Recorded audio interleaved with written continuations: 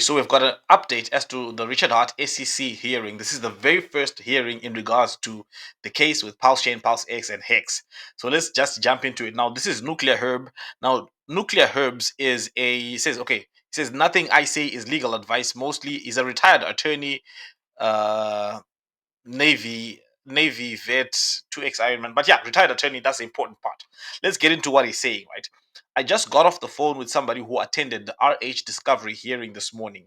At their request, I will not mention them by name, but I can't possibly thank them enough for the incredible, valuable information they were able to provide. For future reference, the court of staff took everyone's devices away except for the lawyers, so nobody could record anything if they wanted to. For background, it's incredibly unusual for anyone besides attorneys and the judge to be at a discovery hearing. It's rare that parties themselves are there. These types of hearings are boring AF,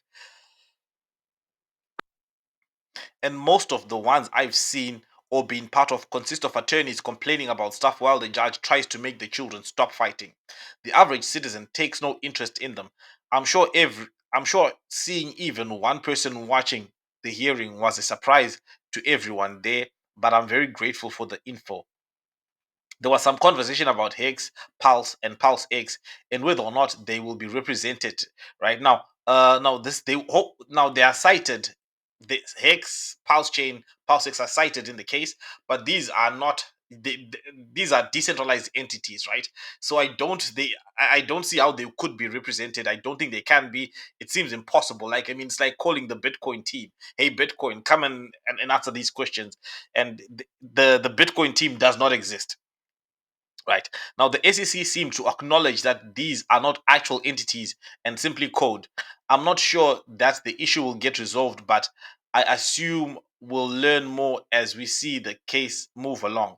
I'm not sure what good it would have done to have an attorney present, uh, to have an attorney represent code since there is no method of efficiently communicating with or advising a client that doesn't actually exist. It's also hard to get non existent clients to sign retainer agreements that are required by the state bar or to pay their bills. So this idea creates a whole host of real world problems, right? So yeah, it's impossible to essentially it sounds like that's what he's saying. Not unexpectedly, the SEC is looking for discovery on pretty much every issue right now and wants basically unfettered access to information about Richard Hart, his communication his developers, influencers in the community, etc. The judge apparently wasn't willing to entertain those types of blanket requests, which is the right call. Discovery is not a fishing expedition, a term used often by the courts, and overbroad requests routinely get narrowed or denied altogether. I expect that to be the case here based on what I heard. She ordered the parties to discuss and come up with some more limited targeted discovery plan and set a hearing for May the 2nd, which the court indicated may be telephonic, so we may be able to listen in. It sounds like the court thought the ACC's requests were too broad. This makes sense. And also noted that 19 months or so have passed since the ACC's service of its subpoena. Not following up or trying to enforce something you served 19 months earlier doesn't scream urgency. And from what I understood from the source, that's how the court saw it as well.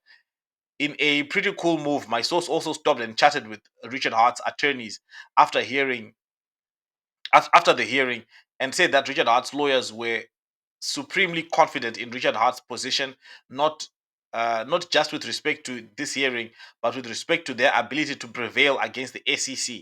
That's actually a pretty remarkable thing for attorneys to just tell someone outright, unless they are talking to a journalist or some other media figure, and they went and they want to get the message out there to the people. Maybe that was the case here. Who knows? But it's certainly a nice to hear directly from RH's team. My source also said that Richard Hart's lawyers told them that it would be great to have some more people show up to support Richard Hart during the upcoming hearings. So remember this for the 24th of October oral argument, which will be the biggest event of this case so far. If you're anywhere near New York City and can make it, it looks like Richard Hart's attorneys think a packed courtroom might help send a message. Again, many thanks for the info. So this sounds really positive. I mean, it sounds like it was a good day. It sounds like the lawyers are confident. It sounds like things might be, well, the wheels have started turning, right? Let's take a quick look at a few comments. What are the odds that Richard Hart attends the October event? And also, I'd like to meet Hex if they plan to make a stand. Yeah, that's a little joke. I'd like to meet Hex, right? So now Nuclear Herb says low to zero. Per poll the other day, it looks like Hex will still be locked up, so doubtful it'll make an appearance. So Hex cannot make an appearance. The code is there on Pulse Chain, it is there on Ethereum, and it has no way to attend. Right. My wife just tuned in and saw your stream. Okay, thanks. Okay, this is to actually now Nuclear Herbs was on RH Max my list stream. You can go and check out that video. I think that's his latest video up as of now. I don't think he's uploaded any video after that. So it'll be relative very easy to find the really good stream. So yeah, Nuclear Herb is really the community is doing a lot of good work here. But all in all, I do think that there's good cause to be bullish about this case, that it will turn out the way that most of us want to. And obviously, a good result will be good for Pulse Chain, will be good for price appreciation. I mean, I looked at the prices today and the prices are not looking good. I haven't been tracking prices just for the past few days, but from the last time, they were not looking so good when I looked at them today. So, but all in all, when this date comes in October, if you can attend, like he said, please do attend. Support will be needed. And on the 24th of October for those in New York City.